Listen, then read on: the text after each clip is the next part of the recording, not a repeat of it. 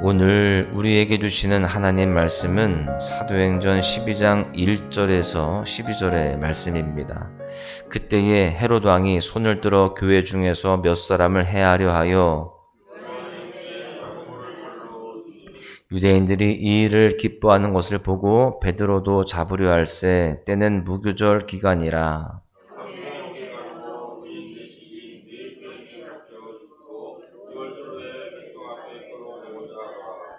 이에 베드로는 옥에 갇혔고 교회는 그를 위하여 간절히 하나님께 기도하더라.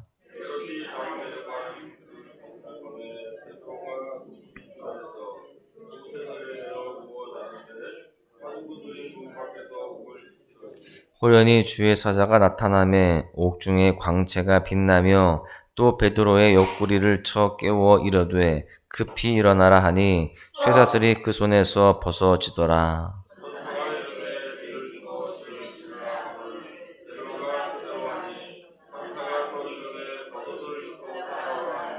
베드로가 나와서 따라갈새 천사가 하는 것이 생시인 줄 알지 못하고 환상을 보는가 하니라.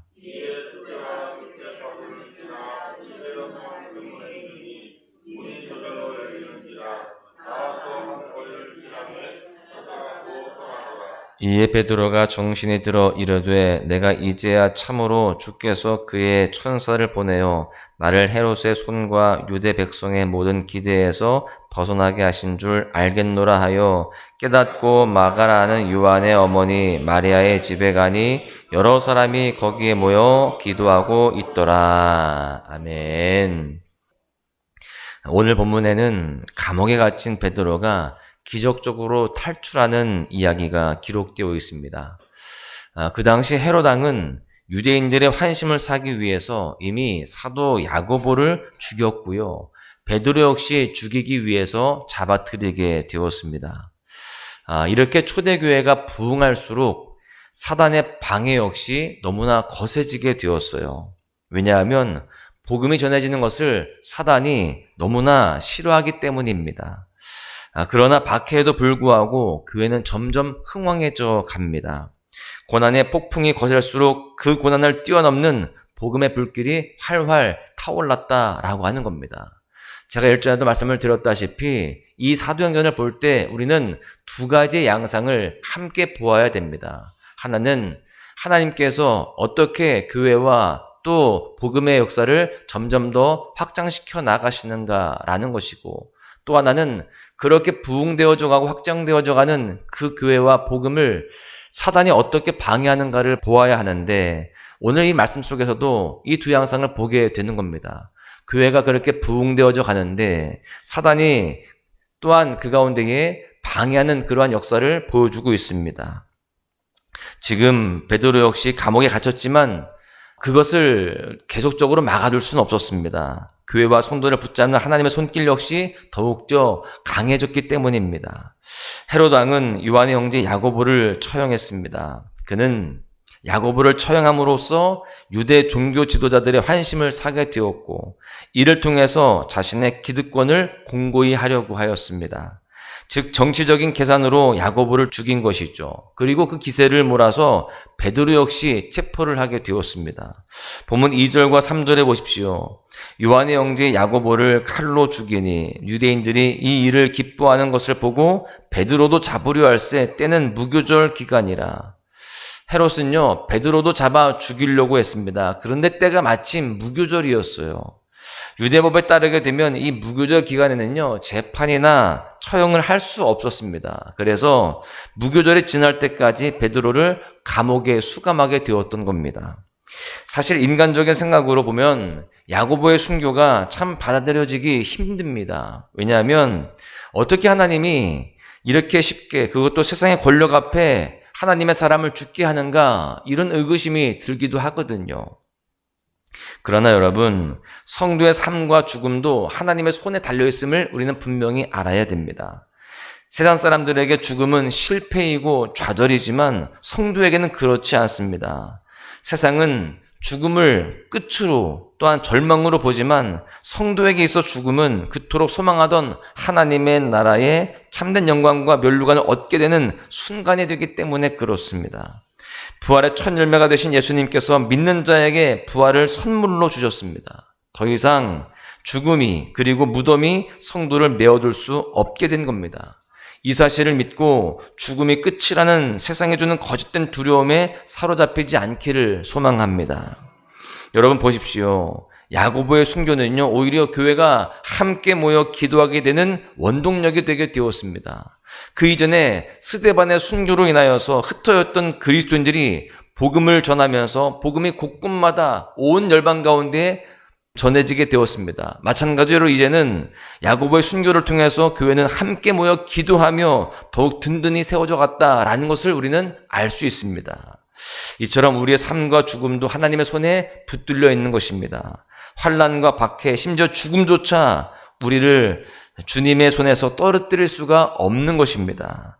그래서 로마서 8장 35절은 이렇게 말씀합니다. 누가 우리를 그리스도의 사랑 안에서 끊으리요? 환난이나 공고나 박해나 기근이나 적신이나 위험이나 칼이랴. 사탄은 결코 우리를 하나님의 손에서 떨어뜨릴 수 없습니다. 비록 이해가 되지 않는다 할지라도 하나님의 선하신 손길을 바라보고 더욱더 붙들 수 있기를 간절히 소망합니다. 지금 야고보는 순교했고 베드로는 감옥에 갇히게 되었어요. 당시 교회의 지도자라 할 수 있는 베드로까지 순교하게 된다라고 한다면 교회는 큰 혼란을 겪게 될 것입니다. 그런데 이전의 박해들과는 그 양상이 좀 달라요.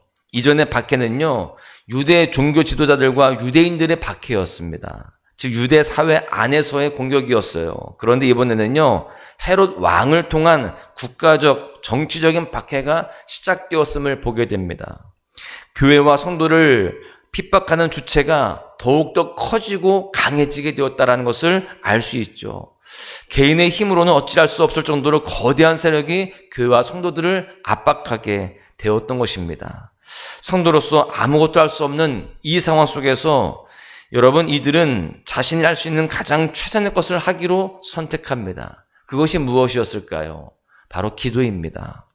5절에 보시면 이에 베드로는 옥에 갇혔고 교회는 그를 위하여 간절히 하나님께 기도하더라. 여러분, 기도는요, 성도가 할 수 있는 가장 최선의 것입니다. 내 손의 힘으로 할 수 없는 일들을 나를 붙들고 계신 하나님의 손에 맡겨드리는 것이 바로 기도이기 때문에 그렇습니다. 그렇기에 기도는 성도의 가장 강력한 무기가 되는 것입니다.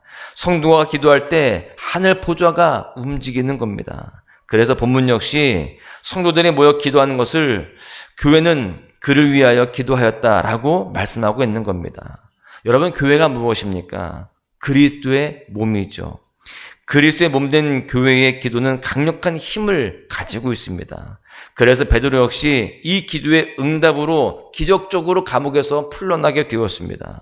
여러분, 혹시 내 힘으로 어찌할 수 없는 그러한 고난이 있습니까? 또 내게 닥친 여러 가지 어려운 일들로 인하여서 억압되어 있고 또 정말 삶 가운데 어려움이 있으십니까? 기도하시기를 축복합니다. 기도는 성도가 할 수 있는 최선의 선택이자 최고의 무기가 되기 때문에 그렇습니다. 우리 모두가 고난 중에 또 어려움 중에 함께 기도하며 기도의 승리를 거두는 우리 모두가 될 수 있기를 간절히 소망합니다. 야고보가 순교하고 베드로가 감옥에 갇히게 되자 교회는 기도하기 시작했어요. 그들은 감옥에 갇힌 베드로를 구하기 위해서 정치적으로 로비를 하거나 또는 유력한 사람들을 찾아가거나 또는 땅굴을 파거나 이런 인간적인 방법들을 동원하지 않습니다. 그저 그들은 기도했어요. 우리는 간혹 문제가 생길 때 내가 가진 힘과 능력을 의지하곤 합니다. 이 문제를 해결하기 위해서 무엇이 필요한지 어떻게 해야 할지 계산기를 두드리거나 또는 내 삶의 어떤 그런 경험들을 가지고 문제를 해결하려고 여러 가지 몸부림을 치죠. 그러다 보면 정작 하나님께 무릎 꿇지 못할 때가 있습니다. 여러 가지 생각과 고민 또한 여러 가지 나의 어떤 방법을 동원하느라 바쁘고 분주하다 보니까요, 하나님 앞에 무릎 꿇지 못하는 것입니다. 여러분, 그러나 우리는 기도해야 할 줄로 믿습니다. 인간적인 방법들이 또 세상적인 그러한 방법들이 더 효과적이고 더 분명할 것 같지만 기도가 더욱더 확실하고 분명함을 우리는 분명히 믿어야 됩니다. 여러분, 내 손에 힘이 아닌 하나님의 손에 맡겨드린 방법이 바로 기도이기 때문에 가장 강력하고 분명한 줄로 믿습니다. 초대교회 성도들이 기도했을 때 어떤 일이 벌어집니까? 본문 7절에 보십시오. 호련히 주의 사자가 나타나매 옥중에 광채가 빛나며 또 베드로의 옆구리를 쳐 깨워 이르되 급히 일어나라 하니 쇠사슬이 그 손에서 벗어지더라. 성도들이 기도하자 하나님께서 일하시기 시작하신 겁니다. 주의 사자를 보내시고 베드로를 감옥에 매이게 만들었던 모든 것들을 다 풀어내게 하십니다. 이 일을 뇌물로 했다라고 여러분 생각해 보십시오. 수많은 군인과 파수꾼들의 눈을 피해서 감옥에 잠입을 해야 되고요. 또 두 군인 틈에 있는 베드로를 조용히 깨운 후에 쇠사슬을 다 풀어내야 됩니다. 여러분 사실 이러한 모든 과정들이 뇌물한다라고 한다면 이건 불가능한 일입니다. 그러게 괜히 어설피 하다가 오히려 교회가 더 큰 환란을 당할 수 있겠죠. 그렇게 성도에게 있어서 기도는 가장 단순하지만 가장 확실한 방법임을 우리는 다시 한번 깨달아야 되는 것입니다. 문제를 직면할 때 사실 우리는 우리의 시야가 좁아짐을 경험하게 됩니다. 내 앞에 문제가 너무나도 커 보이기 때문에 그 문제를 묵상하다가 오히려 좌절하게 됩니다. 그 문제만 보이는 거예요. 그렇게 우리의 시야가 좁아지는데 우리는 이 시간 더욱더 주님을 의지하면서 나아가겠다라고 결단해야 할 줄로 믿습니다. 하나님은 우리가 바라보고 있는 그 문제보다 더 크시고 능하신 분이십니다. 그렇기에 기도는 나의 시선을 내 앞에 놓인 문제가 아니라 문제보다 크고 능하신 하나님을 바라보는 것입니다. 그 크신 손에 나의 작은 문제들을 다 맡겨드리는 것, 이게 바로 기도라는 거예요. 여러분, 우리 손에 있는 모든 문제들을 하나님의 손에 다 맡겨드릴 수 있기를 소망합니다. 저와 여러분이 문제보다 훨씬 크고 능하신 하나님의 손에 모든 문제를 맡겨드리고 참된 자유를 경험하며 하나님의 일하심을 경험하는 우리 모두가 될 수 있기를 간절히 소망합니다. 말씀을 정리하겠는데요. 교회와 성도를 향한 박해는 점점 더 거세짐을 보게 됩니다. 복음이 전해지는 것을 사단이 가장 싫어하기 때문에 그렇습니다. 그리고 사단은 우리를 계속해서 자기 발 아래 메어두고 싶어 합니다. 그렇기에 우리는 문제를 만날 때에 그 사단의 계략들을 알고 더욱더 하나님만을 바라보아야 됩니다. 내 앞에 문제가 아니라 문제보다 크고 능하신 하나님께 그 모든 문제를 맡겨드려야 되는 것이죠. 어떻게 맡겨드립니까? 기도로 맡겨드리는 거예요. 사랑하는 소망가족 여러분, 주님의 손을 붙들기를 축복합니다. 이미 주님의 손은 우리를 붙들고 계셔요. 그렇기에 주님의 손을 붙든다라는 말은 내 앞에 놓인 문제가 아닌 나를 붙들고 계신 그 손길을 바라보기로 작정하는 것을 의미하기도 하는 겁니다. 더욱더 우리는 기도로 정말 모든 문제를 맡겨드리고 그렇게 기도를 통하여서 가장 최선의 것이자 최고의 무기인 그 기도를 통하여서 우리 삶에 기적을 경험하게 되어지는 복된 삶이 되시기를 간절히 소망합니다. 오늘 하루도요, 우리에게 주신 그 기도의 능력을 마음껏 사용하며 하나님의 손에 모든 문제를 맡겨드리면서 응답의 역사 또한 기적과 승리의 역사를 경험하시기를 주님의 이름으로 간절히 축원합니다. 화려하지 않아도 정결하게 사는 삶, 가진 것이 적어도 감사하며 사는 삶, 내게 주신 작은 힘 나눠주며 사는 삶, 이것이 나의 삶의 행복이라오. 눈물 날 일 많지